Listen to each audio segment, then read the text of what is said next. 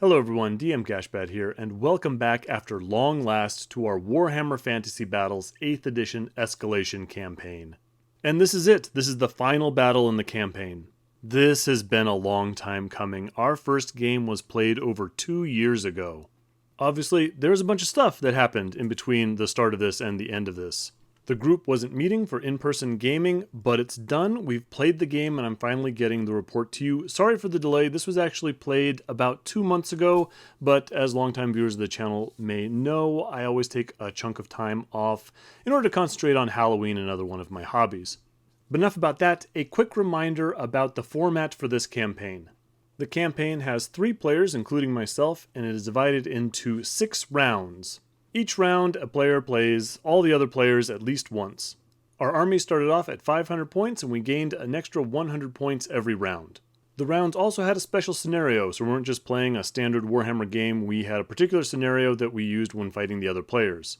This sometimes allowed our armies to gain extra magic items, a monster, and something we called prestige points. You earn prestige points for a bunch of different things, certain in-game things, painting your models, winning games, tying games. We save these things up from round to round, and now at the final round, this is a chance to spend them. Each of those prestige points can now be used as points to spend on our army. And of course, this being the final round, we're not playing a single game against all the other players. Instead, we're having one big multiplayer game using the Triumph and Treachery rules, with of course our own special scenario thrown in there. But before we get into that, let's take a look at the armies that are going to be taking the field, starting with my own. As you may remember, I have been using my Empire army, the Graudorf Defense Force. They've had their ups and downs, but actually they have done really well in the campaign. Of the 3 players, they have the best win-loss record, and I am coming into the final battle with the most prestige points. Granted, a lot of that is because I've actually painted my models and my opponents haven't been as successful, but still, all things considered, they've done really well. The general of the force is Captain Kurgi. Captain Kurgi has not been one of the elements of my army that has done the best. He has a tendency to fail break tests, fear tests, panic tests, fail armor saves. He may be a man overmatched by the situation. He is equipped with full plate armor, a charmed shield, the shield that ignores the first hit on the roll of a 2+, a luck stone, which allows him to re-roll a single failed armor save. He has a barded warhorse, and he has the Sword of Might, which was a free magic item he picked up in round 1 of this campaign. I have one other character that's been around since the very beginning of the campaign, and that is Jerem McCroth, my warrior priest. He has got himself heavy armor and enchanted shield for a nice 3-up armor save, and he also got himself a magic weapon in that first round. He has the Sword of Battle for +1 attack. As for my core troops, first and foremost we have the Ruddy Reavers. Those are 22 swordsmen with full command. They have 2 detachments, 1 detachment of 10 handgunners and another of 5 skirmishing archers. Next up we have the Angry Mob, which as you would predict are 20 free company with full command. Finally we have the Riding Roughshods. Those are 5 inner circle knights, also with full command and the standard of discipline. That gives them +1 leadership, but they can't use the general's leadership if he's not in the unit. Guess what? The general's going to go in that unit.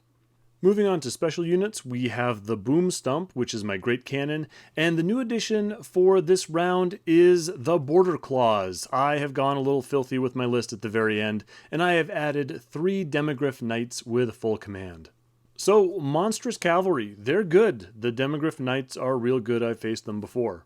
The Demigryph Knights provide a bunch of stuff for my army. I know that I'm generally not very impressed with the knightly orders so far, and truth be told, I'd probably rather have a whole bunch of infantry, but I wasn't confident that I'd be able to get another big block of infantry painted. I didn't know that I'd be at home for like a year and a half, and I'd have actually plenty of time. But initially I thought I needed to get this stuff painted a little bit more quickly, and so I thought the Demigryph Knights were more doable.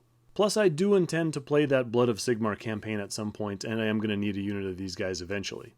And of course, in this game, they're going to add a really good armor save, a good movement, a lot of attacks at a high strength. I have high hopes for these guys. And last but certainly not least, we have Clortho the Tombbreaker. That is my Lamazu. In one of the rounds, we were able to include a 250-point monster, either from our army book or the Storm of Magic book.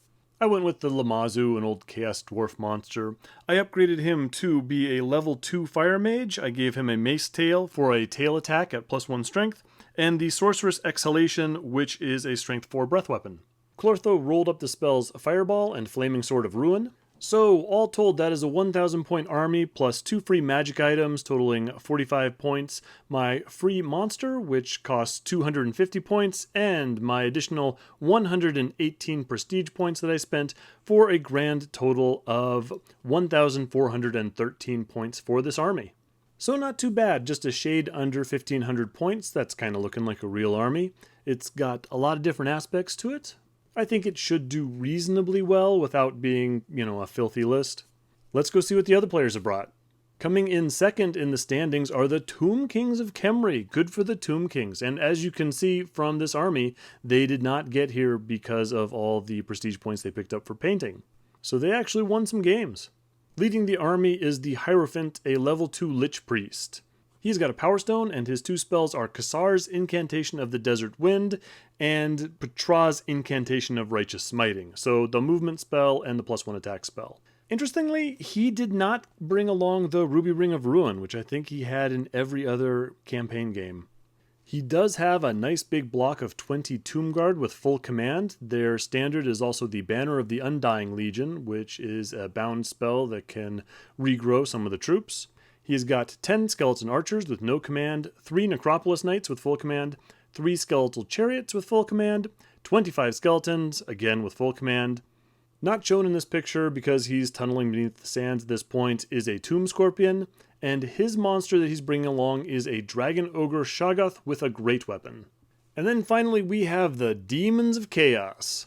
So the Demons of Chaos, of course, is one of the most powerful armies in Warhammer Fantasy 8th edition. However, for whatever reason, the Demons are starting this game with the lowest amount of prestige points. Now, part of that might be that my opponent was being kind of a nice guy, and he started the campaign with one of the softer lists. He chose a Slaanesh-themed army. Now, since that point, he has slowly been moving away from that, and now the Slaaneshi force is really just his Herald, who is equipped with a Sword of Might and upgraded to be a level 1 Shadow Wizard. She has the Withering spell. Didn't get a Locust this game, so no Always Strikes First for the Demonettes. And speaking of the Demonettes, there are 17 of them with full command and the Banner of Swiftness for +1 movement. There are also 3 Blood Crushers with no command, 10 Horrors with no command. They have the Tzeentch spell Blue Fire of Tzeentch. That's the magic missile that causes D6 strength D6 hits. He also has 2 single Beasts of Nurgle in their own unit. Brand new for this game, he has a Soul Grinder with the Mark of Nurgle upgrade. Don't see those very often, that's an interesting choice. For his bonus monster, he has brought a Hydra with the Envenom Fangs upgrade. That gives him 1 additional poisoned chomp attack. So, generally speaking, I think the armies that are hitting the field this game are exactly what you would expect from this gaming group. A mix of fairly reasonable characters and infantry, a few of the harder options in the army lists, and just a real variety allowing everyone to take part in all the phases of the game. Unusually for us, there are a lot of big monsters. Now, part of that is, of course, because of the nature of the campaign. We all have to bring one. But, I mean, we've got a Hydra, a Soul Grinder, the Shaggoth, 3 units of Monstrous Cavalry, a unit of Chariots. So the first thing that I thought when I saw these armies against me was that my cannon's got a lot of work to do. But with all that said, here is the table all set up and ready to play. So, first let's discuss the scenario itself. It is a Triumph and Treachery game, and it's going to last 6 rounds. The winner will be the person who collects the most victory tokens as per the normal Triumph and Treachery rules. But there are also a number of treasure tokens, most important of which is the Mega Treasure Hoard. That's that large gray token in the center left-hand side of the table. There are also 3 smaller treasure hoards. There are also 3 smaller treasure hoard tokens. One is directly north of the big mega treasure, one is directly south of it, and one is to the right, that little gold marker kind of in the middle of the table. They all follow similar rules. At the end of every player turn, not every game turn, so we're going to get victory points from these 3 times every turn. A unit can claim a treasure token if it is the closest unit to it and within 3 inches. The Mega Treasure Hoard will award 100 victory points, which is kind of a lot, and the smaller treasure hoards will yield 50 victory points. So if you had units controlling all 4 of those tokens for an entire game turn, you would earn 750 victory points, which is the equivalent of wiping out half of one of your opponent's armies. So that area of the table is going to be real important real fast. In addition, when you're counting up these victory points, any player controlling one of these treasure piles can roll a d6. On a 6 for the regular treasure tokens, or a 4+ for the mega treasure token, you get a mythic artifact from the Storm of Magic book. And this is immediately given to one of your characters in your army. You can only gain one of these during the game, though. Also, sorry about this, there's going to be a lot of alsos in the setup. Each player gets to set up 2 treasure pile tokens. These are like the other treasure tokens, but they can only be used once, essentially. You put them anywhere on the table, and if a unit ends their move within 1 inch of one of these tokens, they loot it and immediately get 50 victory points. And then the token is removed. There are 2 of these treasure tokens on the left-hand table edge by the Daemons. There's one kind of in the center left near the Mega Treasure Hoard. There's one on the hill surrounded by my Empire force. There's one tucked in amongst the Tomb Kings, and there's one kind of on the right by those walls. So that's about it for the scenario. Onto the terrain itself. The last time we ran one of these campaigns, we had a random number of terrain pieces that each player rolled, and we ended up with just the maximum amount, and the table was just stuffed. We're not doing it this time. Each player rolls for 2 pieces of terrain, and that's what we get. So we have 2 Idols of Gork. One is tucked in amongst the tomb players, you can barely see it, and one we put over on the far right-hand side of the board. That far right-hand side, it's just not going to get used. None of those treasure tokens are over there. There's no reason to go fight over that area. If anyone has a piece of terrain that they don't want to deal with, it goes over on the right. We also rolled up 2 sets of Blessed Bulwarks. I don't know why we're building Blessed Bulwarks around Idols of Gork, but I guess that just happened. Those are 3 sets of obstacles, and so my opponents both got to place one of those, and they also put them surrounding that Idol of Gork on the right because they didn't want to deal with them. The Tomb Kings didn't want obstructions that their chariots might have to run over and cause dangerous terrain tests, and the Demons didn't like them because they have the initiative of any Forces of Destruction models fighting over them. We did roll up a set of fences. Those are going to be those hedges running down the middle of the board. I'm going to talk about those in a second. And we have a single hill, which is on the southern edge, that the Empire forces claimed. So now we have to talk about deployment for a little bit, and here's where we run into some of the problems with the way that we've set up this final battle scenario. I had forgotten all about this, but apparently when we first started this campaign, we thought that there were going to be 4 players in it. So we set up this final battle to have equal deployment zones, 1 in each corner, and it was going to be real straightforward. The objective markers were all going to be in the middle. It was going to work out great. Well, one of the players ended up not playing, so it was just the standard 3 of us. And we didn't even realize this until the day of the game. But no big deal, we figured this is very similar to how we ran the end of the campaign game the last time we ran one of these campaigns. We just pulled the map from that, and it's a little weird. And it has to be, because you're trying to put 3 players on a 4-sided board. So for that scenario, the math was pretty simple. You find the point on the battlefield that is equidistant to all 3 players' deployment zones, and it turns out it's right where that Mega Treasure Hoard is on the center left-hand side of the table. But in this game, there's more of an issue. First off, in the last game, there's so much terrain, it just didn't matter where any of this stuff was. It was going to be easy for anyone to get to. But in this game, it was a lot more clear that the person deploying on the far left-hand side was going to have a real nice, easy shot to all of those objective markers. Why is that, you ask? Because the objective markers should be equidistant to all the players' deployment zones. That's true, but the objectives are straight ahead from the player on the left's deployment zone, meaning they can form a nice standard battle line, a nice big line to advance all as one directly towards the objectives. For the other players, the objectives are closest to their deployment zones at an angle, so corner to corner, and of course Warhammer units don't move diagonally like that.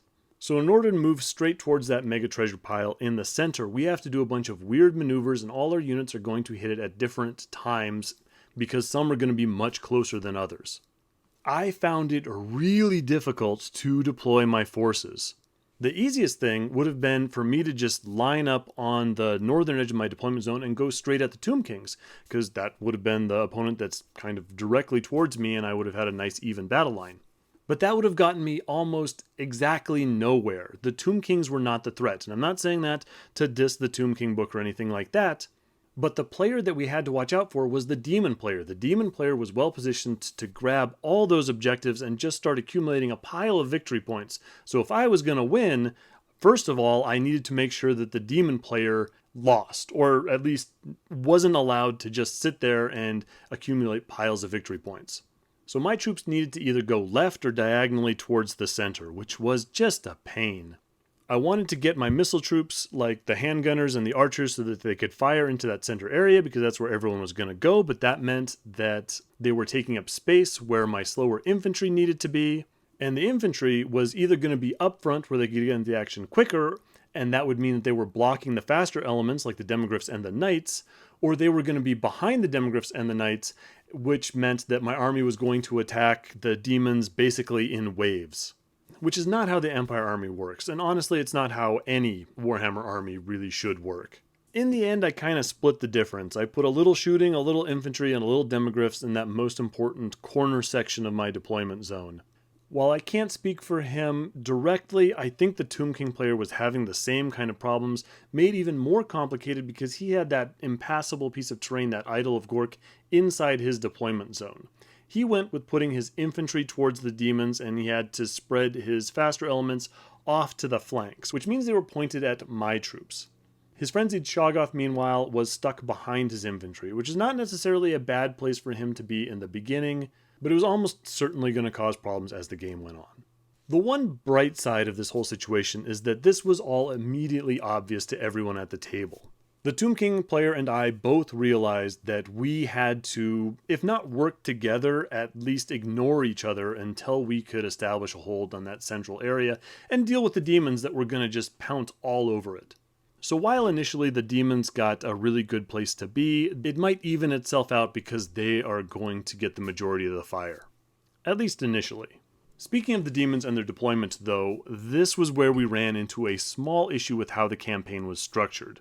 To kind of give a boost to an army that wasn't doing so well in the campaign, this scenario allowed the player with the least amount of prestige points to choose their deployment zone.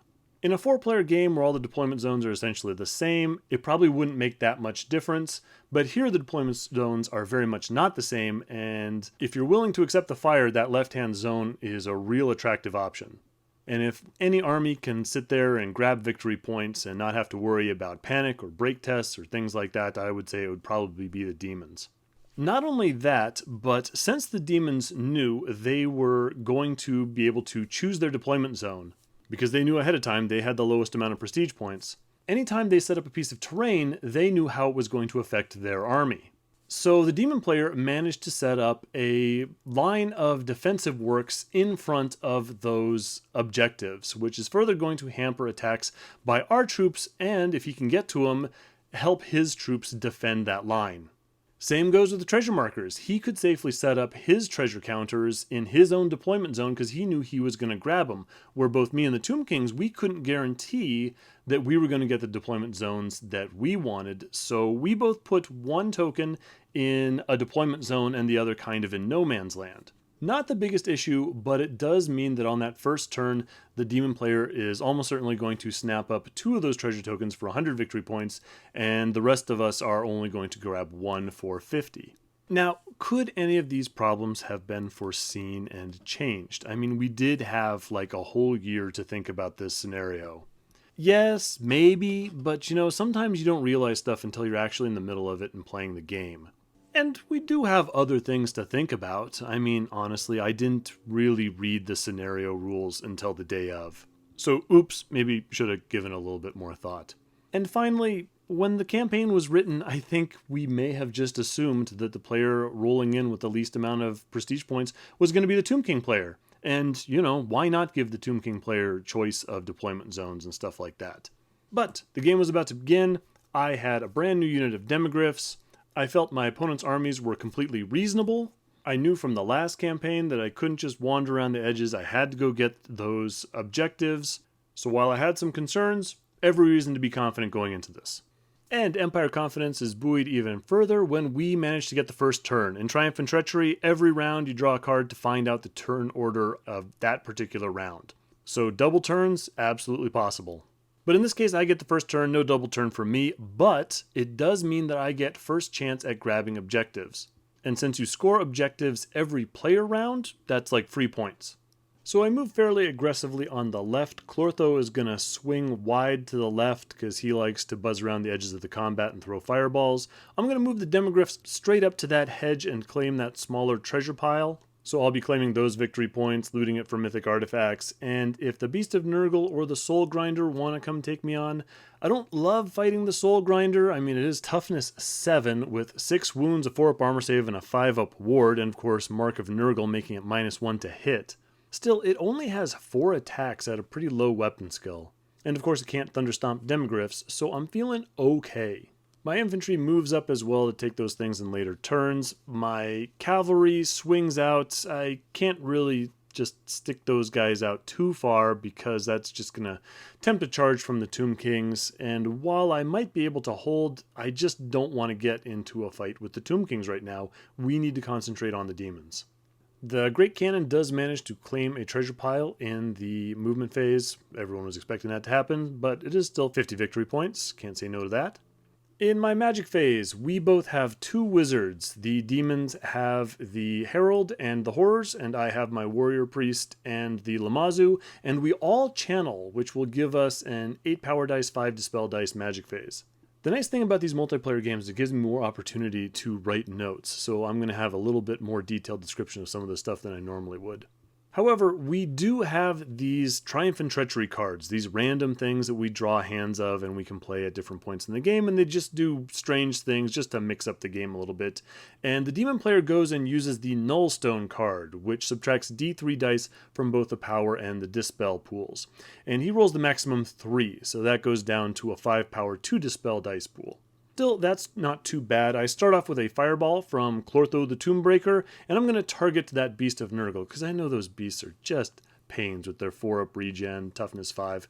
Anyway, I want to try and at least pick off some wounds of that thing, and fireball is a good tool to do it.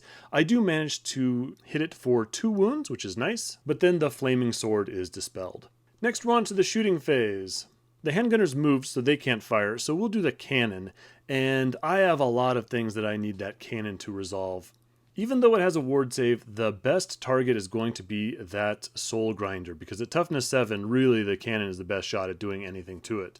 I roll a 10 for the first bounce, but I have learned my lesson. I'm not doing 8 from the back anymore, I'm just doing 10 from the back. This of course is helped by the fact that the Soul Grinder base is just gigantic. I actually end up rolling a double 10 on my artillery dice, but still, that's the only thing I hit. So his toughness of 7 doesn't matter at all, I just wounded on a 2+, but I roll a 1, and so do no damage whatsoever. A little disappointing, but it's just the first round. To round out my first turn, the archers fire at something, they don't manage to hit, no damage is caused. The Demogryphs claim that treasure hoard that they had moved up to. I roll a d6 to see if I get a mythic artifact, don't manage to find one. And we move on to the Tomb Kings. So, Tomb Kings being Tomb Kings, they cannot march, so they just start their shuffle out of their deployment zone like this. The Shaggoth does not want to get baited into a charge, so he's still tucking himself behind those skeleton warriors. I'm happy to see that so far we are following the plan. We are both bearing off to the left to try and attack those demons and kind of ignoring each other. In the magic phase, the demon player is again the enemy. They get another 8/5 magic phase, so 8 power dice, 5 dispel dice. To start with, the Lich Priest manages to cast Righteous Smiting on the chariots. Now that gives them +1 attack. It also gives them +1 shot with any missile weapons. So the demon player lets that through, perhaps knowing that the chariots are not pointed towards his forces. So, Anyway, next up, the Lich Priest rolls 666 to cast Desert Wind. So on the one hand, his entire army is going to get an extra move action. On the other hand, that is a miscast. That is absolutely not what a Tomb King player wants to see on the first round of the game. It is completely possible that the wizard will just blow himself up, and that'll mostly be it for the entire army. If the Hierophant dies, then everyone starts crumbling around it, and that's the end. Fortunately, that doesn't happen, but he does get a Calamitous Detonation, which is nonetheless not great. The small round template gets centered over the wizard, and so he goes and blows up 4 of the archers that were following him around, and he also wounds himself. Well, that obviously could have been a lot worse. It does put that Lich Priest in a precarious position, because unlike Vampire Count's wizards, he cannot heal himself, so he's on 1 wound for the rest of the game. But anyway, over to the shooting phase, and sure enough, I am the Tomb King enemy in the shooting phase. The chariots with their extra attack are going to target the Free Company and kill 3 of them, which I feel is completely unnecessary. The now reduced archers probably fire at the knights and don't cause any damage. So while this isn't exactly a masterclass in concentrating on the demons, it all falls into what I would consider acceptable losses. And to end round 1, we have the demons. Some interesting moves in this round. First of all, that Soul Grinder is going to go test his might against the Demogryphs. These are new units for both of us, might as well see how they do. No need to take a terror test because the Demogryphs cause fear. We do decide to hold because I think we can take this guy. He completes the charge like that, and then we're on to further moves. So some interesting stuff. The Hydra, of course, goes and claims that big mega treasure hoard in the middle of the table. Kind of thought that was going to happen. The Demonettes, the Blood Crushers, and a Beast of Nurgle all go to claim that right-hand treasure pile and face off against the Tomb King infantry. The Horrors stay where they are because that's what they do. They are going to collect those 2 treasure tokens at the end of the round and just sit back and blast with magic. On the left, there is a Beast of Nurgle, and he bears over to face off against Clortho the Tombbreaker. So the Demon player would really love to get the Beast of Nurgle into combat with Clortho. The Lamazoo is not fantastic in hand-to-hand combat. The Beast of Nurgle is really resilient, so I don't think it's likely that Clortho is going to kill that thing if it gets into combat with him. The Beast of Nurgle has a random number of fairly low strength attacks, and Clortho is toughness 5 with 4 wounds. However, the Beast of Nurgle is poisonous, so any rolls of 6 to hit will wound automatically, so that's a real problem. And of course, when he's in combat, he won't be able to fire his Fireball, which is arguably his best spell. Still, Clortho flies, so what's the issue here? The Beast of Nurgle advances on me, I just fly somewhere else. I should never, under normal circumstances, ever be caught by a Beast of Nurgle.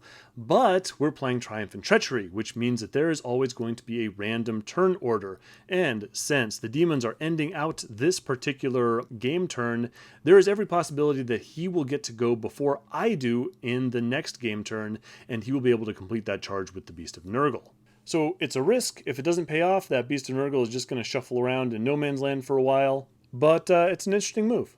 So on to the magic phase and my least favorite rule in the game, the Reign of Chaos table. So Winds of Magic are rolled up and we get a 5, which means that it is Storm of Fire. Tzeentch gets mad and just starts lighting people on fire. So enemy units and units with the mark of Nurgle roll a d6. On a 6, they catch a small round template which scatters and then causes a strength 4 flaming hit on anything underneath it. The good news is that the Tomb Kings are the enemy in this phase, so they don't have to roll against my guys. None of the Nurgle units on the demon side take any hits, but he does manage to bomb the Shaggoth on the Tomb King side. That template hits, but it's only strength 4 against the Shaggoth's toughness of 5 and doesn't cause any damage. However, it also hits the archers, the depleted archers with the Lich Priest in it, which could be kind of bad. It does deviate away from them, but it does land on the skeleton chariots and cause 2 wounds to them.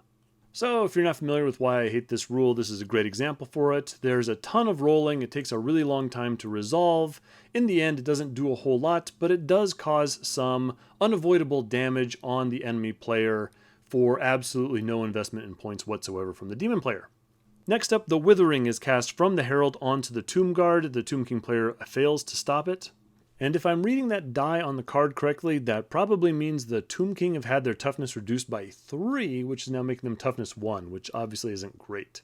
Finally, the Horrors cast Blue Fire of Tzeentch on the advancing skeleton warriors and manage to kill 4 of them. On the other hand, the Tzeentch lore has a really weird lore attribute, and it ends up giving the unit a 6-up regen save as well, which isn't really going to affect the skeleton warriors since they already have a 6-up parry. Finally, over to hand-to-hand combat with the Demogryphs versus the Soul Grinder. The Demogryphs managed to pass fear, which is great, and we even managed to stick a wound onto the Soul Grinder, which is absolutely not easy to do.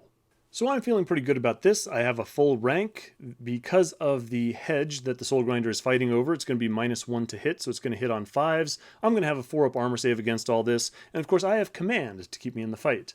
It did charge, but if I can keep the damage down to a wound or less, I'm going to win the combat, and of course then we go into these instability tests, and at Leadership 7, that's really my best shot at causing damage on this thing. But this is where I find out about the Crushing Claw rule. So the Soul Grinder has a big claw that it uses to grab people. Now, that means that I have to make an initiative test, and if I fail, all the hits automatically hit, which isn't great, because again, I was really looking forward to him only needing 5s. But no big deal, the Demogryphs have an initiative 4, all I have to do is roll a 4 or less, and I am fine. Well, guess what I do? Okay, so I fail that initiative test, so instead of getting 1, maybe 2 hits, I take 4 hits at strength 6. Unsurprisingly, he wounds with 3 of them, and I have 3 4-up armor saves to make, and I fail all 3, which means right off the bat, the champion of my Demogryph dies. There goes my full rank. There goes the closest model to that treasure token, which means I can no longer claim that. And it means I have lost the combat by 2, which means I am on a somewhat shaky break test of 7 or less. I do manage to hold, but I'm a little disappointed by that whole turn of events. I was hoping for this to go a little bit better. End of the turn comes around and the demon player is controlling 2 treasure tokens and the mega treasure hoard as well, meaning he's going to get 200 victory points in this end of the round, which is kind of a lot.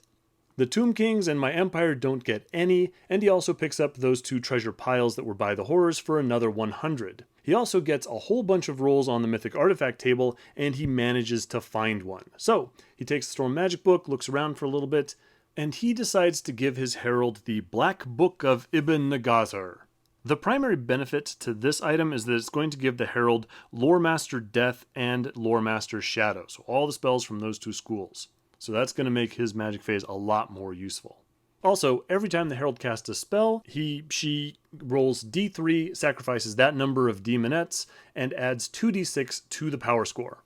Sacrificing demonettes is kind of expensive, but 2d6, that's kind of a lot.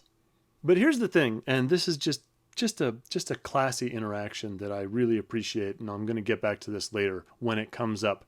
So the Tomb King player, after the Demon player has described this mythic artifact that he's getting, the Tomb King player sort of just poses this little question, says, are you sure you want to take that? Because there are these Triumph and Treachery cards that prevent you from casting spells. And there's a line in this Black Book of Ibn Nagazar that if the person bearing the artifact doesn't cast a spell on magic phase, the book eats them and just that's it for them. But the demon player is like, yep, you know what? It's fine. I'm going to take the risk, and I'm going to take this black book and give me a big advantage in the magic phase. So, put a little postmark on that, and then moving on to round 2. So, new round, we shuffle up the turn order cards, we draw a new one, and the Tomb Kings are going first. Now, the Tomb Kings have a big wall of dead people lined up against the demons, and so sure enough, he chooses the demons as his enemy in the movement phase. However, the demon player has managed to get a hold of the Paranoia card, which means that they can't choose that player, they instead have to choose another one. The Paranoia card is absolutely the most powerful card in the whole deck of Triumph and Treachery cards. The ability to prevent someone from declaring you an enemy in a key phase is just, there's nothing else in the deck that even comes close. So those combats are going to have to wait. He chooses me as the enemy in the movement phase because he has to. And hey, he's got this charge lined up with his chariots against my free company. So he goes ahead and just plows those guys into my poor farmers. I go ahead and hold for a number of reasons. 1, I'm not sure I can get away from them if I flee. Number 2, if I flee, he might just end up in my back lines and will be able to run over my cannon, which I feel like I really need. Next off, I should be steadfast after this combat because my general is right there. So worst case scenario, I just hold these guys up for a little bit. And you never know, these combats are swinging. Maybe my guys will even win. Thankfully, the rest of his troops continue to advance on the demons. The infantry gets right up in his face, the Necropolis Knights turn away from my knights and goes to advance on all those objectives. They claim the smaller of the treasure piles right over there. The Shaggoth continues to position himself at a weird angle behind the skeleton warriors. The Tomb Scorpion also arrives this round and pops up right between the small treasure token and the mega treasure hoard, touching it. Now, quick thing to note about this. So we haven't been playing a lot in the last 2 years. So we have been allowing units to come within an inch of impassable terrain, which these tokens all basically are. Generally, this doesn't matter. I mean, for all intents and purposes, most of the time, not being able to come within 1 inch of a certain thing is just like having it be 1 inch wider. However, there is an exception to this, and it will play a part coming up, but we'll get to that when we get to it. All things considered, in this game, I don't think messing up this rule mattered that much. The Tomb Kings get a big magic phase. They get 11 power dice to 6 dispel dice. All told, the Tomb Kings player manages to cast another high-level Desert Wind, which means that the Necropolis Knights get to move up, the Skeleton Warriors get to heal 2 of their number, and the Archers also heal 2. Next up, Righteous Smiting is also cast on the Archers. That's going to, of course, give them an extra attack and heal them up to full as well. And finally, the Lich Priest dispels the withering that is affecting the Tomb Guard. The shooting phase is pretty brief. The demons are the enemy, and the archers manage to kill one of the demonettes. Now it's the hand-to-hand combat phase, and I play a couple of my Triumph and Treachery cards. I kind of want to preserve these units. I really don't need them killing themselves off, because this is what's important right now. So I play Oil Slick, which means that everyone has to re-roll successful to hit rolls. Hopefully that'll keep my farmers alive for a little bit longer. I also play Secret Information, which is going to give them +1 weapon skill. But it doesn't exactly work out as well as I would have hoped. While I do pass fear and manage to put 3 wounds on those chariots, which is actually really great, way to go farmers, I end up losing 11 of my own guys. So these 2 units are just all amped up. We just storm through that oil slick like we don't care and just commence with the slaughter. So we're both really badly mauled. I am still steadfast and I do pass my test, so I'm still there. Not many of us, but we are still there. But that does bring us to the end of the round. The Tomb Kings are claiming that Mega Treasure Hoard and one of the other treasure hoards, so that's going to give him 150 victory points at the end and also give him a roll on the Mythic Artifact search table. He does manage to grab one, and he gives his Lich Priest the Arabian Puzzle Box, which I suppose is kind of appropriate for the Tomb Kings. I think what that thing does is something special when he rolls doubles in the magic phase. I honestly don't think it ever comes up.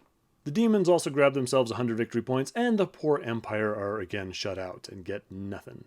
Even worse, we draw for the next person to get their turn, and it's the demons, which of course means that that Beast of Nurgle gets to complete its charge against Clortho. I didn't take a picture of the rest of the movement phase, but honestly not a lot happens. The demons and the Tomb Kings continue to stare at each other over that hedge. I guess they're both just taking a break while they both pick on me.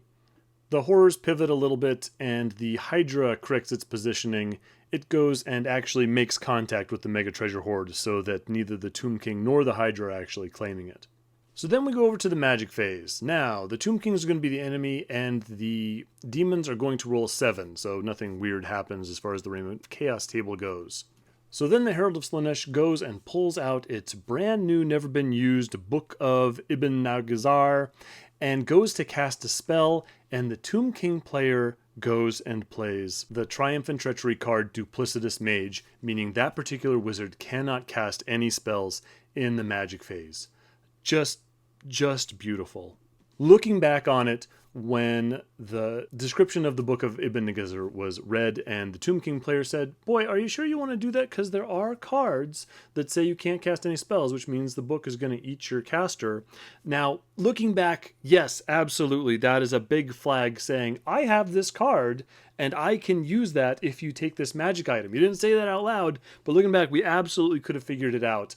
And he didn't have to say anything. He could have just let the demon player take that magic item and pay the consequences.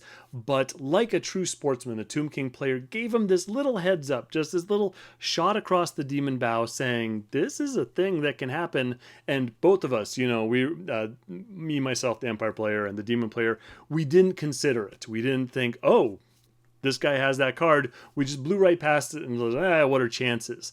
But absolutely wonderful, top-notch sportsmanship. You're setting it up. You're not springing this on this guy, but you're not, broadcasting it. You're not saying, if you do this, then I'll do this. Just absolutely wonderful. Anyway, also wonderful because there goes the Herald of Slaanesh, eaten by the book. That's the end of the Mythic Artifact. Can't get any more of those. That's the one character that he has in his army. That's his general. Just fantastic. The only downside is that it would have been better if, for whatever reason, the Demons of Chaos player had chosen me as an enemy in the magic phase. Then I would have gotten all those victory points for this guy dying in that phase. But as it is, the Tomb King player, well-deserved, picks up those points, and there goes the Demon General. And just to close the lid on this magic phase completely, the Horrors attempt to cast Blue Fire, and the Tomb King player just dispels it. But over to the hand-to-hand combat phase, and of course I have to be the enemy because I'm the only one in hand-to-hand combat with the demons. I'm actually in close combat with both of my enemies. Neither the rest of them can say that, so not the best position, but oh well. So, starting off with the Beast of Nurgle versus the Lamazoo. Both of them have absolutely terrible initiatives. We'll start with the Beast of Nurgle. It does manage to poison one wound onto the Lamazoo, which honestly is not really that bad. Still, I'm unlikely to get any wounds through, and of course, if I don't, I'm still looking at a -2 break test, which isn't great, probably going to lose the Lamazoo, so I say, hey, might as well burn the breath weapon. Go ahead and fire the Sorceress Exhalation in close combat. Good thing I did, because I went and rolled double 6 for how many hits I get on this. So even though that Beast of Nurgle is super tough, I do manage to cause the last 2 wounds on this thing. It dies, I've won the combat, I get a couple of points, I feel good, and most importantly, my Lamazoo is free to fly around and blast things again. Over to the Demogryph Soul Grinder fight, I managed to pass my initiative test this time, so managed to duck out of the way of that big crushing claw. Even better, the Soul Grinder doesn't manage to cause any wounds, either he just doesn't hit or I pass my armor saves or some combination thereof. Unsurprisingly, I also don't cause any wounds to it, but that does mean that I win the combat by 1 because I have a standard. Still, he does manage to pass his instability, which is too bad, but I will take it. So finally in turn 2, last up to bat, we have the Empire. Not much choice here, I have to deal with these demons, they're going to be my enemy in the movement phase. I go and charge the swordsman with Jerem the warrior priest inside that unit. They're going to charge in against that soul grinder. So, on the one hand, it's going to get me a couple extra attacks, it's going to give me a charge, it's going to give me 3 ranks. That's a lot of combat res, it's not bad. It will allow him to Thunder Stomp, which isn't fantastic, but I do have the Warrior Priest in there to possibly do some magical stuff to help me out. This one Soul Grinder is just stopping up my whole advance. I need to get rid of him, I need to kind of do something to this guy quickly. I feel this is my best shot. So for further moves, like I said, the Soul Grinder is kind of in my way, this Tomb Scorpion is kind of in my way. I continue to just start moving left. The Knights go and claim that treasure token in the center. The Archers go and make a single file to try and help out near the Demogryph Soul Grinder thing going on over there. And Clortho continues to just zip around in the lower left. In the magic phase, I roll a pretty poor 5 magic dice to my opponent's 4 dispel dice. The demons, of course, are my enemy. I go and cast Fireball against the Hydra, get that off successfully, but unfortunately I don't cause any damage.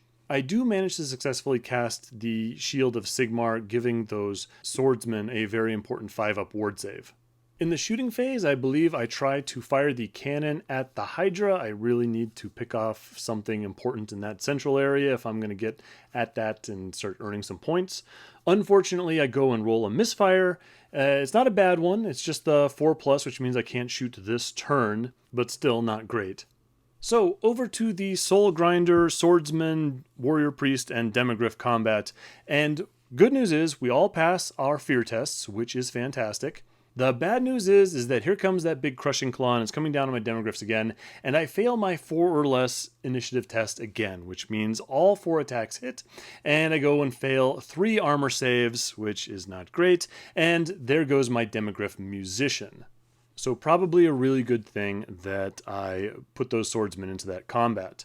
No one does any damage to the Soul Grinder itself. The swordsmen, of course, have to fight over the hedge. They're -1 to hit, and it's just tough to do regardless. The demon player is pretty good at ward saving anything that does manage to get through. Thunderstomps, even with my Shield of Sigmar, I managed to lose 2 of my swordsmen, but the good news is that when all is said and done, we do win because of the Swordman Musician, so we win by 1 point. Now, here's the even better news, the Soul Grinder goes and fails his leadership test by 4. He rolls a 10, needs a 6. That means this Soul Grinder is on 1 wound remaining, so anything lucky that gets through is going to kill off that guy, and I'm going to have that whole left area kind of cleared out, which is going to be great. Now, because I'm fighting the demons in this close combat phase, there's that combat between the chariots and the free company all the way over on the right, so they get backed off 1 inch, and we move on to round 3. So it's round 3 and I get a double turn, so it's my turn again. This is the second of the 3 rounds that I get to go first, and honestly, I'm not thrilled with it. I mean, normally, yeah, you want to go first, you want to get the jump on your opponent, but in this case, I'd really rather have my opponents actually kind of get into it a little bit, give them a chance to advance or engage with each other, and just get a little bit closer for me to do something to them. Unfortunately, I do what I do quite a bit with my Empire army, which is kind of dither around in the center, kind of moving this way and that. The free company shuffle right, maybe they can slip around those chariots and go claim that treasure marker. The knights and my general in the center don't really do much of anything. They're currently claiming that treasure pile, which is nice, but otherwise, I don't really need them going into the Necropolis Knights or the Tomb Scorpion because I want to take care of those demons, and they're all kind of blocking my way to other targets.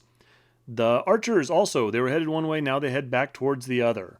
I want to advance the knights, and maybe I can send those archers to claim that one treasure pile that they're currently babysitting. So yeah, either because of bad luck, poor positioning, or indecisiveness, I'm not accomplishing a lot in the movement phase. Let's go on to the magic phase, see if I can make something happen. And I roll another pretty dismal set of power dice. I get 4 dice to 3 dispel dice, which isn't great. So I'm going to go for doing a lot of low value spells. I've got the Warrior Priest with his bound spells, and I'm just going to try and overwhelm him with those kinds of things. So first thing I'm going to do is I'm going to cast a Fireball at the Hydra. I just need a 3+. Well, I roll a 2, and so that fails. So now it's 3 dice to 3 dice. Okay, well anyway, moving on, bad luck. I'm next going to go Shield of Sigmar, because that worked for me before. Get that 5-up ward save on the Swordsman. I roll another 2 on that, and so I don't get that either. So now it's 2 power dice, 2 3 dispel dice, and my opponent actually hasn't even had to roll anything yet. That's okay, I have a plan. I am going to cast Soulfire on the Warrior Priest. That's going to cause a Strength 5 hit on the demon, which is nice, but probably not going to do anything. More importantly, it's going to give my swordsman and critically the handgunner detachment behind them flaming attacks, because I'm going to shoot them at the Hydra, take away his regen, fire the cannon at him. That whole thing, I've done that before. So anyway, I'm going to spend my remaining 2 dice to get that. All I need is a 3. Well, good news, bad news. On 2d6, I do manage to roll a 3, but that's all I roll. So my opponent easily dispels that spell. What a garbage magic phase. I know you run a risk when you try and do a lot of spells, but what did I roll? I rolled 4 dice, and none of them rolled higher than a 2. But can't dwell on that, we're on to the shooting phase. And the handgunners go and fire at that Hydra. We don't have our flaming attacks, but just moving forward with this anyway. We do manage to put 1 wound on it, which is nice. Would have been better if that then took away his regen. But what can you do? We're now going to fire the cannon. And remember how I said I am now, I learned my lesson. I'm doing 10 from the back of the base now. Well, I changed my mind. See, those demonettes are right behind the Hydra, and I think, hey, why not go 8 from the back of the Hydra? The odds are about the same of hitting it, and on a good roll, it can bounce through those demonettes, and that would be nice too. Well, I think you can already predict what happened. I choose 8 from the back of the Hydra, and I roll a 10. Not only do I roll a 10, which is going to put it, 2 inches from the back of the Hydra, but then I go and roll a misfire. So the cannonball just lobs straight over the Hydra or through the many heads and just sticks into the ground, and I manage to not hit anything at all. Kind of my own fault. Kind of tried to get greedy there, but I'm still disappointed, Even with that, it's like a 3+ to hit this thing, and I don't manage to do it. So, movement's a bust, magic's a bust, shooting's a bust. Time to go to hand-to-hand combat, see if we can make something happen. We've got this combat with this Soul Grinder with 1 wound. I'm facing it with this big unit of swordsmen, my Warrior Priest, and a Demogryph. Should be okay, right? So, first of all, obviously, none of my attacks managed to get a wound through. Not terribly shocking, but I am hoping to get a little lucky and just slip 1 through and end this combat. Doesn't happen. Here comes a Crushing Claw, initiative test on the Demogryphs. Fails again. So what did I fail? 3 out of 4 of these? 3 out of 4, 4 or less. Not great. Wounds the last remaining demogryph 4 times. I make 2 of the armor saves, so he's left on 1 wound, so I guess that's not terrible. But then he goes and thunderstomps 3 swordsmen into oblivion. That means the Soul Grinder wins by 2. The swordsmen are steadfast. They manage to pass their break test, but that's it for the demogryph knights. They fail their break test, and since the only model left is the standard, standard immediately dies, and that's it for them. So that's the end of that combat. I do reform the swordsman to bring more guys into combat. Again, I'm just trying to get that 1 wound through. That turn was not great. I am really starting to get the sense that this battle is just moving past the Empire force. But moving on to the Tomb King turn, and finally battle is joined between the Tomb Kings and the Demons. It feels like they've been staring at each other over that hedge for a long time, but finally, here come the skeletons. The skeletons and Necropolis Knights go and charge into the Blood Crushers across that hedge. The Tomb Guard charge the Beast of Nurgle in front of it. The Tomb Scorpion actually would have charged the Hydra, which seems kind of like a suicidal thing to do, but the Tomb King player wanted to do it, but we found out that it actually couldn't because its front arc was touched up against that impassable Mega Treasure Hoard. So that there is the instance where us forgetting about the rule about having to be an inch away from these impassable terrain pieces actually would have made a difference. If we had forced both those units to be an inch away, you get to ignore that when you make charges, which means the Tomb Scorpion could have easily wheeled and gone into the Hydra. But because they were touching it, you actually couldn't move it around in such a way where it could actually complete that charge. So he just turns around a little bit, corrects that positioning, and stays next to the Mega Treasure Hoard. The Shoggoth moves back a bit to contest the treasure hoard that my knights are currently controlling. And on the far right, the chariots back up away from my free company so that they can claim that 1 treasure token that my farmers were hoping to get their hands on. In the magic phase, the Lich Priest manages to cast Desert Wind on the chariots. They don't actually need to move, but it does heal 3 wounds on the chariots. In the shooting phase, the Empire continues to be the enemy for the Tomb King shooting, which is interesting. The chariots kill 1 of my free company, and then we go on to the archers, who manage to get through the knightly armor and kill off 1 of my knights, which hurts. Over to the close combat phase, which means it's time for the Tomb Kings to fight the demons. We're going to start off with the Tomb Guard versus the Beast of Nurgle. Neither side manages to cause any wounds whatsoever, which is kind of incredible. But the Beast of Nurgle fluffs his instability test and dies immediately. So, a big win for the Tomb Kings on that one.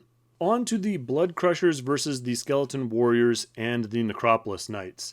So, I have opinions about this fight. First of all, the Skeletons and the Necropolis Knights are both charging over this hedge, which means they're -1 to hit, which I didn't think really would be that big a deal. Really, I don't have the highest opinion about Blood Crushers. As far as Monstrous Cav go, they have a pretty mediocre armor save. They do have the ward save, but I don't think it makes up for it. The Riders got their 1 attack. I just feel they're somewhat underwhelming. The Necropolis Knights, I feel, are actually pretty good, but maybe that's just compared to everything else in the Tomb King's book. And of course, they have the ranks and command, and the Blood Crushers don't have any. However, something goes wrong here. Something goes terribly amiss, and through all the attacks from the Skeletons and the Necropolis Knights, the Blood Crushers only take 1 wound. In return, the Juggernauts stomp to death 9 skeletons. So when all is said and done after combat resolution, that means another 6 skeletons and the Necropolis Knight Musician all crumbled to dust. That was brutal and not the way I thought that combat would go. And not because anyone played any weird Triumph and Treachery cards.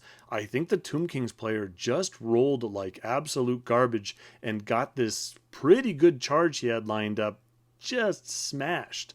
They ran into a big wall, and not that fence. They ran into a big wall of demon. So now I'm starting to get a little worried. I feel like I've gotten completely jammed up on this Soul Grinder. The Tomb King charge just seemed to fail. The Tomb Guard are free, but it would be great if it was their turn, but it's not. It is on to the demon turn.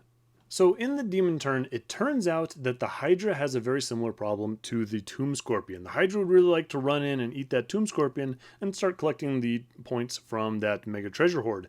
However, because it is looking at the Tomb Scorpion's flank, and the flank is completely shielded by the Mega Treasure Hoard.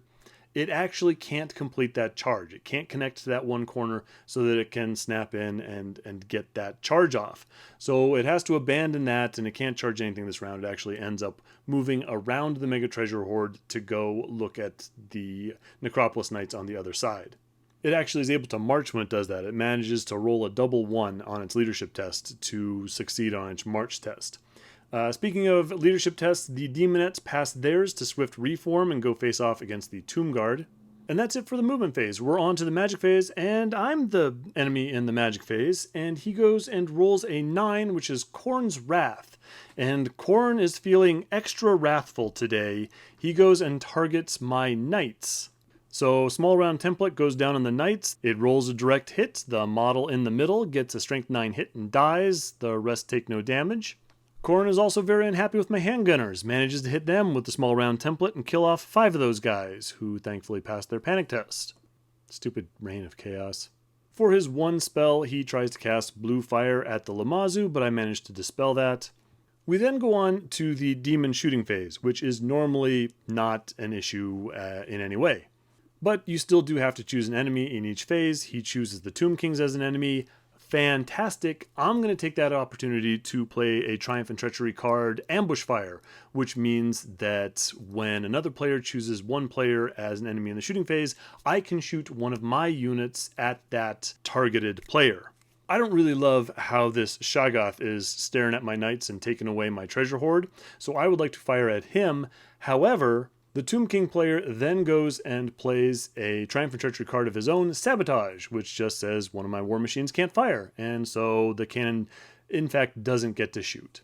So for the first time in the game, the demon player is actually engaged with both of the other armies, and so has to choose which one he would rather fight, and he chooses the Tomb Kings, which of course makes sense. So the swordsmen are backed off from the Soul Grinder for a moment, which I think is just fine with them. So that brings us to the Blood Crushers, who are fighting the Skeleton Warriors and the Necropolis Knights. The demons play the Triumph and Treachery card Cunning Ruse, which will give them +1 initiative. The Tomb Kings, however, also have a card, and it's a slightly better one. It's Look Behind You, which is going to force armor save rerolls. And they also play Dirty Trick for +1 combat resolution. When all is said and done and all these cards are finished playing and the dice stop rolling, the Blood Crushers have taken only 2 wounds, which again is pretty good. The Necropolis Knights have also taken 2 wounds, which hurts, and the Skeletons have lost 5. That means the Demons have won by 1 point. So the Skeletons are down to just their command group, so the Skeleton Musician crumbles away. The Necropolis Knights have the Undead Construct rule, so they crumble 1 less than usual, so they don't take any additional damage. After all the casualties are removed, the Necropolis Knights actually end up out of combat with the Blood Crushers and the Skeletons. And then the Demon player goes and plays the Masterstroke Triumph and Treachery card, which means he gets an extra 100 victory points for defeating the player in this particular instance. Okay, round 4. Does this feel like a long game? This feels like a long game. Time to determine a new turn order. Everything is a big mess. It is the Tomb Kings who are going to take the first player turn in round 4. And I gotta tell you, I thought this at the time, I said it at the time, I think this is the deciding moment of the game. This is where everything comes down on this one decision point, which I will mention right now. The Tomb King player is up. He decides to declare the Empire as the enemy. So, why did he do this? By far, I am the least threatening force right now, I would think. I have the smallest treasure pile. I have killed almost nothing this entire game. I have collected very few points from the treasure hoards, haven't gotten a mythic artifact, and I am poorly positioned. Also, he only has 1 charge lined up on me. He has the Necropolis Knights in front of the Hydra and the Blood Crushers. The Skeletons are in combat with the Blood Crushers. The Tomb Guard are in front of the Demonettes. Why did he choose me? Well, he wanted the Shaggoth to go into my knights. Don't get me wrong, that's a good combat for him. The Shaggoth should do quite a bit of damage to the knights. My general is in there, and the Shaggoth is great on offense. Weapon skill 6, 6 attacks with the Frenzy, strength 7 with the Great Weapon. Real good against these knights. However, not as great on defense. Toughness 5, 5 up armor save. It does have 6 wounds, but it can definitely take wounds. So what was he thinking? Well, he may have been looking at the positioning and thinking that if he didn't charge me, the knights were going to charge into him. And I mean, that is a possibility. Again, the same thing would occur. However, if I had decided to charge my knights and my general into him, that is, again, taking care of a problem that I don't really have. What we need to do is get rid of the demons. The demons are just collecting a gigantic pile of victory points and don't look like they're in any rush to stop. It could be that he just sees vulnerable units. He sees my army kind of on the ropes and thinking if he makes a concerted push, he can just start collecting victory points from the sad remains of my Empire force and bring them up there. But honestly, I think he's going to maim his own forces and it's not going to get him close enough to the demon total. And so I think with this move, what he has done has just made sure that neither of us will win. Anyway, that was my prediction at the time. Let's see how it goes. The weird thing is that even though he declares me as the enemy, he charges the Shaggoth into my knights, but he doesn't charge the chariots into the free company, and I'm not sure why. We move on to the magic phase. The Tomb King player manages to get Righteous Smiting and Incantation of the Desert Wind on the Necropolis Knights, so that moves them around a little bit and heals 2 wounds on those guys. You also see that the Tomb Scorpion has gotten in front of the Hydra. It has abandoned the Mega Treasure Hoard, so now Demon's just going to collect more victory points at the end of this round, but it is acting as a diverter for the Necropolis Knights. Or maybe more accurately, a speed bump. As always, Tomb King player chooses me as the enemy in the shooting phase. He manages to kill 2 free company with the bows on the chariots, but we do pass our panic test. Good job, farmers. And then over to the Tomb King archers, they manage to kill 1 of my skirmishing archers for some reason. I guess because the knights are in combat and they can no longer pick off those guys. So Tomb King's hand-to-hand combat phase, and of course he chooses me as the enemy in the hand-to-hand combat phase, which means that the 2 remaining skeletons get pulled out of the combat with the Blood Crushers, saving those guys for a split second. Tomb Kings are also going to use the Inspire Fury Triumph and Treachery card just to make sure this goes terribly. So now the Shoggoth is +1 strength, which is going to bring his strength up to 8. But still, Great Weapon strike last. I do get to attack first, and I do okay, I guess. I cause 2 wounds on the Shoggoth. In return, though, he kills all 3 of my remaining normal knights, leaving just the general. So that means my guys have lost by 2, which means my general, now that the standard of discipline is gone, he has a 6 or less break test to make. I wish I could tell you whether or not I remembered that hold the line rule. Now, normally with the captains, they get to roll 3d6 and choose the lowest 2 for this. I cannot remember if I remembered that rule. I feel like I forgot, which is a real drag because I forgot the whole campaign, and then during one of these battle reports I remembered, and so I really wanted to not screw that up again, but I might have. But then again, maybe I didn't. Either way, guess what? Captain Kirgy fails, and he takes off. The good news is he does manage to get away. He puts on the speed. He does flee through the archers. They manage to pass their panic test because, of course, but this is not a good look for my army. And there is still the demon turn to go. So last up for turn 4, here come the demons, and the good news is that they are a little preoccupied with these Tomb Kings right now. So they declare the Tomb Kings as the enemy, the demonettes charge into the Tomb Guard, the Blood Crushers go right back into the Skeleton Warriors, and the Hydra finally manages to charge the Tomb Scorpion. The horrors move up a little bit, and we go on to the demon magic phase. The Tomb Kings, again, are the enemy in the demon magic phase, and the horrors manage to successfully cast Blue Fire of Tzeentch on the Shaggoth, which puts 1 wound on him. Over to the shooting phase, the Soul Grinder has the option to fire Grape Shot from its weird cannon arm onto someone, but he declines not to do that because there is always the possibility that he is going to roll a misfire and take 1 wound, which is going to kill him. So hand-to-hand combat phase, and again, it's everything against the Tomb Kings. We're going to start off with the Hydra versus the Tomb Scorpion, and just to make sure this guy is good and dead, the Hydra is going to expend its breath weapon, and somehow no damage is caused onto the Tomb Scorpion. Maybe it's that 1 wound that I put on the guy with my handgunners way back when, knocking the strength down to 4 or something. Anyway, that's just a sign of things to come, because then the Hydra goes and uses all of its attacks, including the +1 poisoned chomp attack it has, and again does absolutely nothing to the Tomb Scorpion, who turns around and stings the Hydra for 1 wound. tying up to combat. That is a plucky little tomb scorpion. Unfortunately, the next combat is the Blood Crushers against the 2 remaining skeleton warriors, and it really doesn't matter how plucky those guys were. This was inevitable. The Blood Crushers just completely squished the skeletons and overrun over the hedge towards the skeleton archers and the Lich Priest, managing to not take any damage from the dangerous terrain tests as they jumped over that fence. And finally, we have the Demonettes in combat with the Tomb Guard. This is actually kind of a tough fight for the Demonettes. Those Tomb Guard are Strength 4, Toughness 4, 5-up armor save. The Demonettes, higher weapon skill, armor piercing, they have the 5-up ward save, but Strength and Toughness 3. Nonetheless, they do real well. They kill off 3 of the Tomb Guard and only lose 2 of their own. An additional Tomb Guard crumbles away and the battle for that one treasure hoard continues. And to round out turn 4, we have the Empire. My captain does manage to get his wits together, turn around, and rally, and I don't think he likes what he sees. The Free Company, casually getting murdered by the Chariot Bows, just pass a swift reform and go ahead and slip left around them, trying to get to some kind of treasure or something useful. My archers surge forward and boldly try to put their bodies in between the Shaggoth and my general.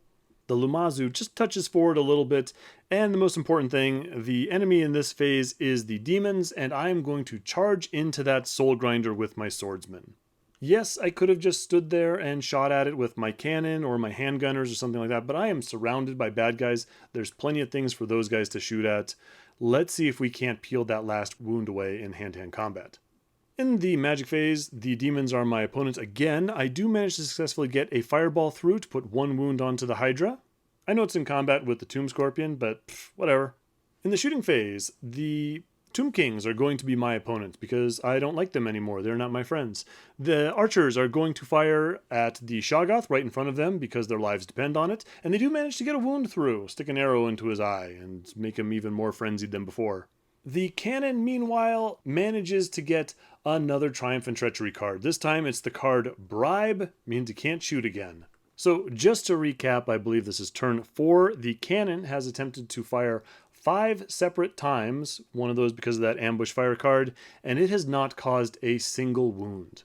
So, moving on to the hand-to-hand combat phase, Swordsman and Warrior Priest versus the Soul Grinder. And of course, I'm charging over this stupid hedge again, which means my guys are -1 to hit. I do have Hatred, I get to reroll things, but I think you can already guess I'm not going to cause any damage to the Soul Grinder. In return, the Claw comes down and it is targeting my Warrior Priest. No reason to worry about this. The Warrior Priest is initiative 4. I just need to roll 4. Oh, I'm sorry, what's that? I've always been failing 4 or less initiative rolls, and I continue to do so. Okay, Jerem fails his 4 or less initiative roll, gets squished to death. The Stomp comes down and kills another 4 swordsmen. I am going to lose this combat by 3 instead of just barely getting that victory like I was hoping to. And I am on a steadfast 7, which I do not make. These swordsmen break, run, and are run down. Here we see the Soul Grinder pursuing and stomping all over my swordsman. He just barely misses those handgunners that he's moving past. Those brave handgunners, if they had to take a panic test, they passed. Well, Turn 5, new turn order. We take the cards, we shuffle it up. I again am drawn first. There is not much left of my army in this final game of the campaign, and so I am just trying to desperately make something happen. I am going to declare my enemy the Tomb Kings, because there is a injured Shoggoth right in front of me that maybe I can get, and, well, honestly, this is about vengeance. This is about me turning on that stupid thing because it turned on me. Anyway, as you remember, the archers were in the way, so I have to charge both my general and the archers into that combat. Fine. However, I have a little bit of a secret plan. Maybe I can inflict more misery on these treacherous Tomb Kings. So remember my Free Company that had slipped away from the chariots the round before?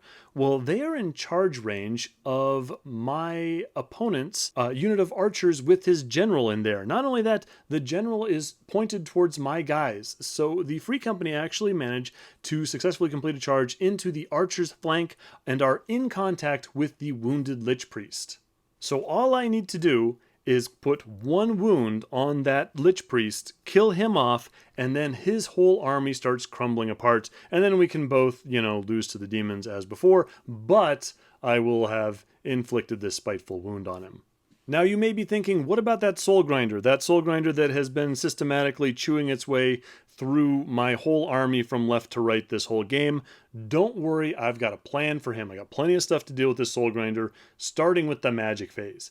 So, finally, I have given up on the small fireballs. They are not getting me where I want to go. I am going to go with the full 3d6 strength 4 hit fireball, which I managed to cast from the Lamazu onto the soul grinder.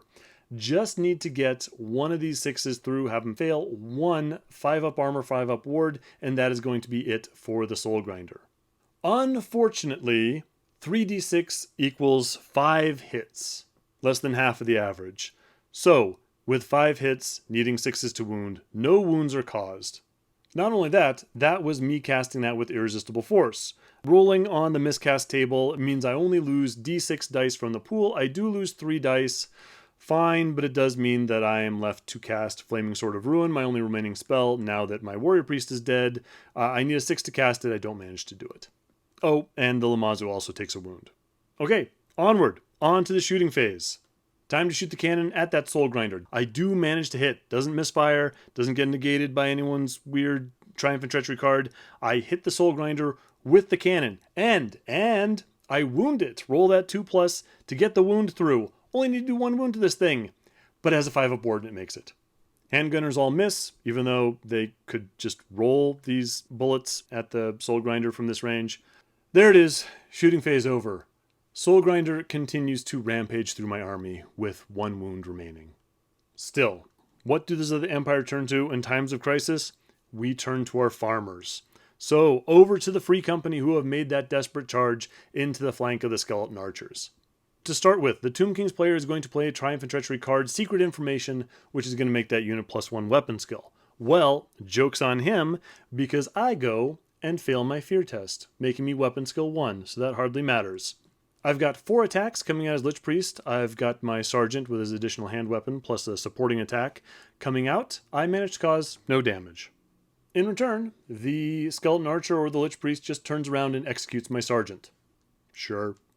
I do win the combat because I have a standard and I charged and it was in a flank and everything. So 2 skeleton archers crumble away. And I get an extra coin for the underdog Triumph and Treachery card because I have won a combat and I am the player with the smallest pay chest. The skeleton archers are steadfast and so they manage to pass their leadership test so they can reform, so I'm no longer in their flank. We have 1 remaining combat, and this is Captain Kurgi's moment for glory. We have charged into the terrifying Shaggoth, which killed off all my knights and made me run away, but that's okay, my wits are about me now. I'm going into this combat. It has got 2 wounds remaining. Let's see what he can do. Well, what he can do is fail fear, and morale has just disintegrated in the Empire force. So, the captain and the archers cause absolutely no wounds to this Shaggoth in front of them. The Shaggoth turns all of his great weapon attacks onto the captain and absolutely executes him. The Shaggoth stomps 3 of the archers to death. That leaves just 1 of them remaining. He, unsurprisingly, fails his break test, takes off, and is run down. That's it. I'm so unhappy. My army has just fallen apart. Like, not only is most of my stuff dead, but I have caused just a pathetic amount of damage to either of the 2 forces in front of me. I mean, I have accomplished very, very little in this entire game. It is very disheartening. Nothing seems to be going the Empire's way, and I have to admit, at this point, I kind of just have to take a big step back. So I kind of just, okay, I back away from the table, and I start punitively putting away my models. I start actually packing them up into the cases because we're actually playing at one of the other players' house right now, and so I'm putting them all into their cases, and I kind of just got to take a little break. But the game goes on. Game goes on without me. Next up in turn number 5 is the Demons, and so the Demons, having crashed through the 2 remaining skeleton warriors, now have a glorious charge lined up on the Tomb King's bunker unit with his Lich Priest that has been distracted by my farmers. So they declare a charge on them. That's going to be game over for the Tomb Kings if they complete that. But the Tomb King player has a plan. He has been holding on to the Caltrops card. So this card, when played, means that whoever's charging you has to have their charge distance. So suddenly a charge that looks really, really easy is now extremely difficult. And I have to admit, I'm sorry about this, but I actually missed this moment.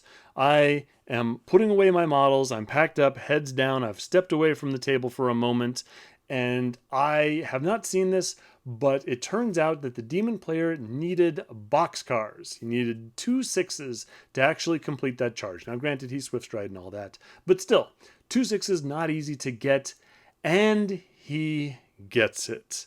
The dark gods have come out to smile on the demon player today. Gets those 2 6s, the exact number that he needs in order to complete this charge, into the Tomb King's most important unit. In further moves, the Soul Grinder just backs up a bit, claims that treasure hoard again. The horrors advance just a touch. Everyone else is stuck in combat. The horrors cast blue fire against the Tomb Kings, but the Tomb King player uses the Trickster's Ring, meaning that the horrors will miscast on any double. Well, it doesn't actually matter because the horrors managed to pull a straight, meaning no double whatsoever. However, he managed to roll fairly low, and the Tomb Kings dispel it anyway. That was with 6 dice, too. The demon player rolled 6, rolled 1, 2, 3, 4, 5, 6. However, the 6 does mean that the Reign of Chaos was Rot, Glorious, Rot. And Rot, Glorious, Rot affects Tzeentch units. He rolls the 6 on the horrors, and they go ahead and take 3 wounds. It also puts 1 wound on the chariots all the way over on the right. In the demon shooting phase, he's just looking to clean the board at this point. He's going to go ahead and take a chance. Why not? The Soul Grinder has been blessed by Nurgle this game. So now I guess that Nurgle is ascendant in magic phase. He's going to take a chance here. He's going to fire Grape Shot at the Shoggoth. The Shoggoth actually gets hit for 1 wound. So it is not dead. It is on 1 wound. Soul Grinder's on 1 wound. All these monsters are badly hurt. But they're still kicking and no one gets the points for them. We're back to a big hand-to-hand combat fight between the demons and the Tomb Kings. First up is the Demonettes versus the Tomb Guard, and the Demonettes continue to outperform the Tomb Guard. I think the Demons player ward saves are just on fire at this point. It's just getting ridiculous. Anyway, they kill 3 of the Tomb Guard, they only lose 2 of their own, and an additional Tomb Guard crumbles away.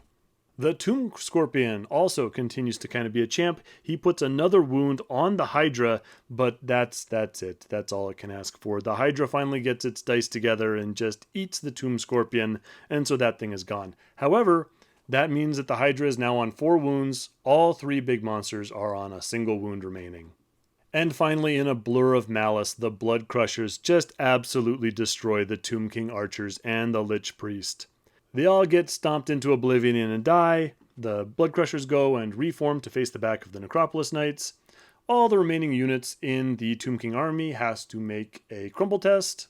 The Necropolis Knights are fine, but 2 of the Tomb Guard finally die off, and 3 wounds get put on the Chariot unit. So now it's a bit of a race between the Empire and the Tomb Kings to see whose entire army can die off first. But time is running out. This is the last player turn in turn 5, and it is the Tomb Kings. I don't think he takes any further wounds from the crumble test. I think they all managed to pass. The remaining units all have fairly good leadership. Anyway, the Necropolis Knights, seeing the wounded Hydra in front of them, complete the charge into that monster. The chariots go and pivot to the left, and the Shoggoth goes and meanders over into the Soul Grinder's flank, also claiming that treasure pile. In the magic phase, the Lich Priest is dead, but there is still a bound spell in the Tomb King side. There's the Banner of the Undying Legion on the Tomb Guard, and they finally have the opportunity to use it. So that does successfully go through with irresistible force. It heals up a whole 1 Tomb Guard, and then that's it. It's a bound item. When you hit the miscast, it just goes away. So, alright, well, thanks for participating, Banner of the Undying Legion. In the shooting phase, the demon player is the enemy, and the chariots can't pick off the last wound on the Soul Grinder. So on to hand-to-hand combat, and unsurprisingly, the Necropolis Knights kill off the Hydra for no loss. And over on the other end of the field, the Demonettes and the Tomb King continue their battle. The Tomb King start to do a little bit better. I guess it was the Lich Priest that was holding him back. And they kill off 3 of the Demonettes for only 2 losses themselves. So the Demonettes have actually lost a combat. They have to make an instability test, which they pass and don't suffer any further damage. Last turn of the campaign. Final turn, final chance to grab any last-minute victory points. So, the Empire Force gets first turn again. Under normal circumstances, this would be fantastic, but it really hasn't been helping me out too much this game. So I'm just trying to grab up what scraps I can. First off, the Lamazoo goes to claim the Mega Treasure Hoard. This is the first time I've controlled it this whole game, but at least I can say I touched it. The Free Company just kind of move past the Blood Crushers, hoping nobody notices them, while they claim the treasure hoard in the center of the table. With no other units to move, we are on to the magic phase, and I, again, am going to get Irresistible Force on the max level Fireball, and I am finally going to kill off that Shaggoth. It's overkill, he had 1 wound left, but hey, points is points, and that guy needed to die. I hope you learned an important lesson from this Fireball to the back of the head. Anyway, the miscast means that both of my magic levels have been drained and I lose all my spells. So I am all done with magic. We go on to my last shooting phase of the game. Here we go. Cannon against Soul Grinder. Manages to hit. Big base, not surprising. Manages to roll the 2+ to wound. Again, not terribly hard to do, but I do manage to do it. Soul Grinder passes another 5 up ward and is just fine. Perfect. So that's it for me. Then on to the Tomb Kings. The Tomb Kings, again, managed to hold in there with their crumble tests. And he completes a charge with the Necropolis Knights against the Blood Crushers. And the chariots rumble up towards that area. I think you know what they're going to do.